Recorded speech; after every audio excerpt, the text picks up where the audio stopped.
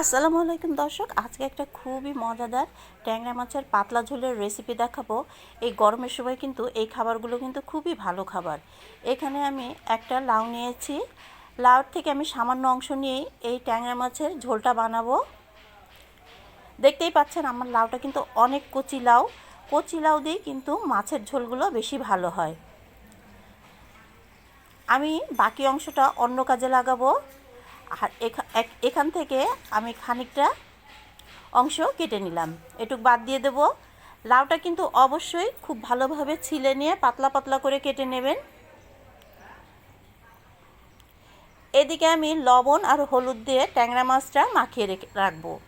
10 থেকে 15 মিনিট মতো মাখিয়ে রাখবো। এতে করে কিন্তু মাছের ভিতরে কিন্তু লবণটা খুব ভালোভাবে চলে যায়, আর মাছের স্বাদটাও কিন্তু অনেক বেশি হয়। মাছটা এখন আমি ভেজে নিচ্ছি। মাছটা হালকা করে ভেজে নেবেন। ট্যাংরা মাছ একটু ভেজে রান্না করলে ভালো হয়। ব্যাস, আমার মাছগুলি কিন্তু ভালোভাবে ভাজা হয়ে গেছে। এখন দিয়ে দিলাম সামান্য তেল আর দিয়ে দিলাম পেঁয়াজ।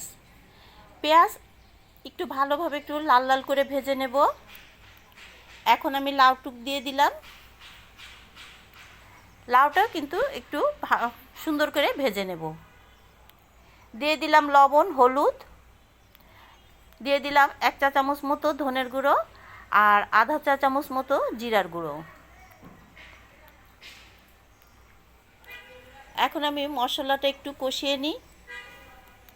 দিয়ে দিলাম একটু পানি।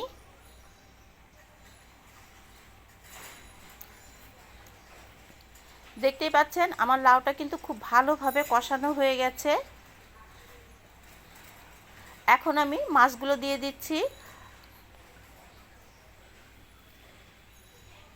এই ট্যাংরা মাছের এই ঝোলটা খেতে কিন্তু খুবই ভালো লাগে, আর এইভাবে যদি রান্না করেন মাছের স্বাদ কিন্তু অনেক বেশি হয়।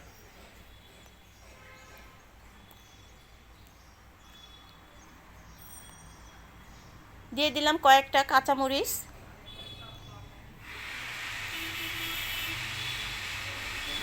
আমার মাছের ঝোলটা কিন্তু হয়ে গেছে। এখন আমি একটু পরিবেশন করে দেখাচ্ছি আপনাদের কীরকম হয়েছে। এই গরমের সময় মাছের এই ঝোলগুলো কিন্তু খুবই ভালো লাগে। রেসিপিটা ট্রাই করবেন, আর যদি ভালো লাগে তাহলে একটা লাইক কমেন্ট করে দেবেন।